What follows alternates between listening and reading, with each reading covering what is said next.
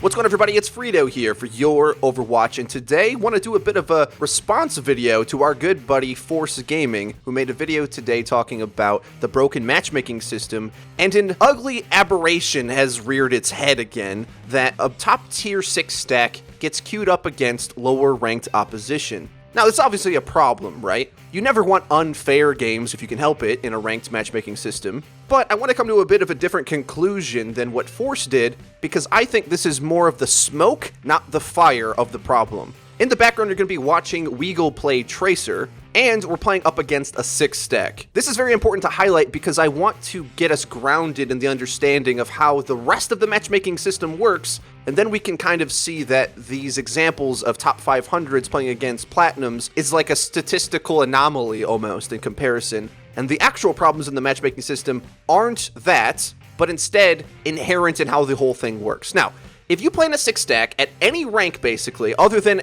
way at the top where they struggle to find anybody to play you against, what the system does is one of two things. Either one, tries to find a 6 stack of the same rank to play against you, and when that doesn't happen, and we'll say there's reasons why nobody's 6 stacks, we'll get to that in a second, when that doesn't happen, they stack hundreds of SR against you. So if you are a Diamond 6 stack, average SR of like 3,000, you'll go up against Masters, or even a trickling in of a peppering flavor of Grandmasters as well, just for good measure. This creates actually a much bigger problem than I think people realize. So far this season, in Season 4, me and Liam have played against 4 6 stacks that we've come encounter when we've been duo queuing. Each time, we have won, and not just won by an outstanding margin. Because, of course, it's based upon this expectation that this 6 stack, trying to learn the game at like a diamond level, somehow should just be able to out-coordinate the abilities of Grandmaster tier players. We have Grandmasters on our team, and Liam himself probably has the MMR of a Grandmaster player because he's very good, especially on Tracer. And it shows, running circles around the enemy team, and they look absolutely clueless. Now, why is it so important for me to bring this up right now? And that is because I feel like we focus in on this very niche example of players that are so high at rank that it's impossible to find them competition, and then worry about that being the thing that has to be fixed. So in effect, we're spraying our fire extinguishers at the smoke, not aiming at the actual flames. And the problems, of course, are that the matchmaking system does not operate like a standard ELO system. We've spoke about this many times, and I know I've bored many of you to death, and we've held off talking about this and waved the white flag that we're not going to say it anymore, but it has to be said from this new angle so that we all understand, and I haven't explained this before in this way. In other matchmaking systems, if a massive discrepancy between the team's SR comes up like this, you can't gain SR from winning. When this happened to us in CSGO, it was just understood how ELO works, that if you play up against a team that's way above you, it's just a throwaway game. There's almost nothing to get upset about, other than the fact that you're wasting some time, but you should lose maybe 1 SR if you're the Diamond player in this situation. And conversely, you should gain you should gain 0 SR if you're thousands above the enemy team, and you should lose a lot, right? If things made sense in a simple ELO system. Now, here's a bit of a problem.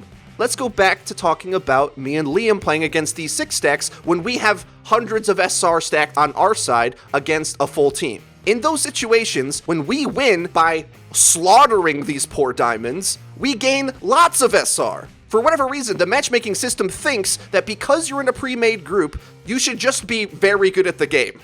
As if everyone knows their positions. The logic of this is so unsound, it's about as similar as saying when me, Liam, and Eddie form up in a group and go down to play basketball at our local playground, that we should play against LeBron James and crew. It doesn't really make any sense. And that's how it works for the majority of people, and I know those of you who have tried to 6 stack or use the basically useless stay as team feature have seen the vast difference in difficulty of your games when you try to group up. The vast majority of people trying to play matchmaking are getting their butts handed to them by trying to group up and play as a team, whereas there's like one team in the entire world who gets very easy matches, but if the ELO system worked properly, that wouldn't matter anyway. The problem is they are able to gain rank because of all the other influences to gaining rank in this game. Normally, if your team simply is rated higher than the enemy team, you'll gain almost nothing for winning. But since there's these massive manipulations based on the assumptions of your MMR, based upon if you're on a win streak or loss streak, which I know they said they've tried to tone back, and I'm not sure if they have or not, I can't tell. But because there's all those other things manipulating it, a team like this, who goes up against diamonds, can still gain SR, when they should just get 0 if it was just a flat, their team's SR versus your team's SR, win or lose, there's these massive margins. ELO systems are actually very simple. In every other game we've ever played, they've worked very well. The problems that we come up into in Overwatch, where there's these huge problems when people try to team up, is because that there's these manipulations set in place and essentially making these two different styles of matchmaking.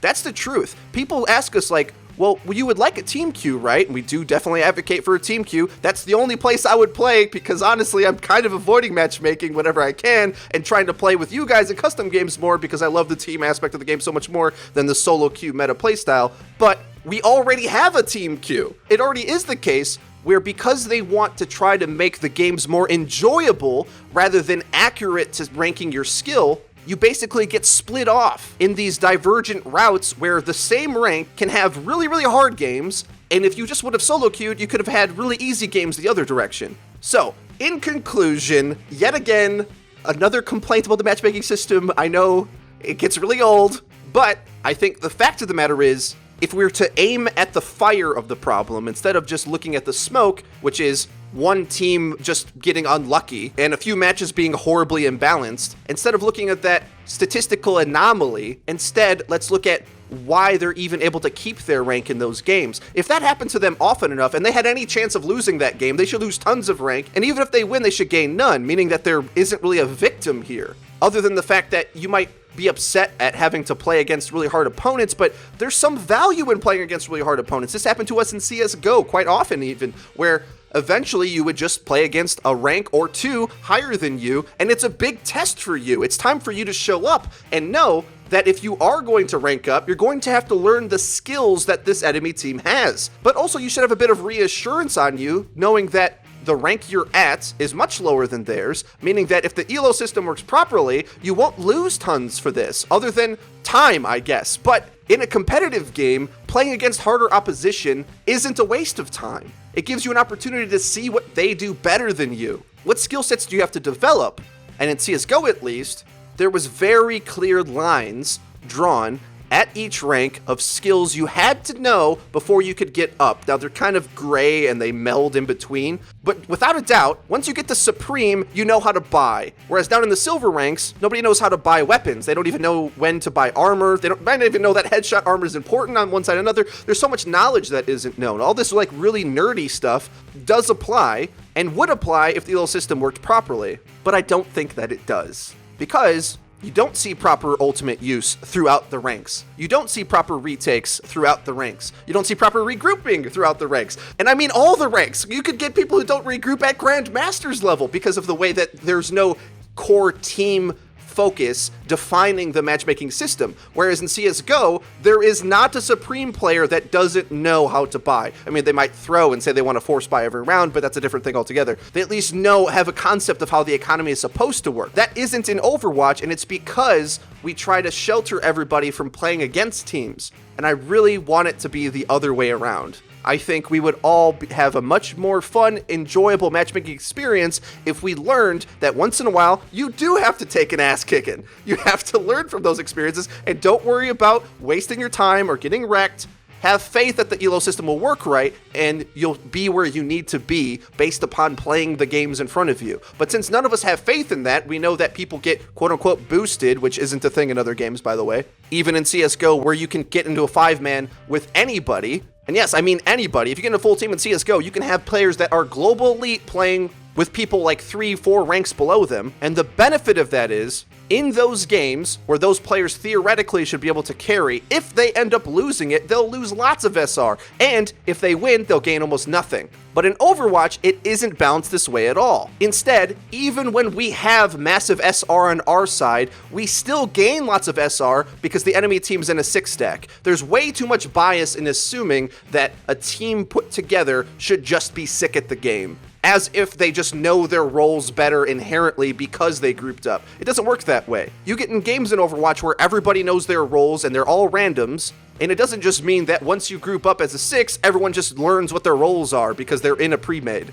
I think the difference is they're trying to know their roles, which is good for the game and something we should encourage. So, long story short, let's just have a team queue. Wouldn't that just save everything? That's what I'm looking forward to. Please, Blizzard, give us a team queue. If you're gonna split it off anyway, we might as well get separate ranks for playing in a team as well, so we know who knows all the intricate aspects of the game, and it isn't just deathmatch, which basically is what matchmaking is right now. Guys, let me know what you think in the comment section down below. I know this is a complex issue, and many people in the community don't agree with my opinion on this at all, but that's fine. We all can have our own thoughts. I do implore you, though, to try to play other ranked games to see how those work, so you can compare to your Overwatch experience, because I played like 3 or 4 and it doesn't ever work like this. If you did enjoy the video though, please hit the like button. It really does help us out. Subscribe for more, because we upload each and every day, so you're gonna wanna hit the bell icon so you get notified when our videos go live. Linked in the description, you can check out our Twitch page, our Discord server, and our Twitter, where we tweet out updates about the game and interact with you guys,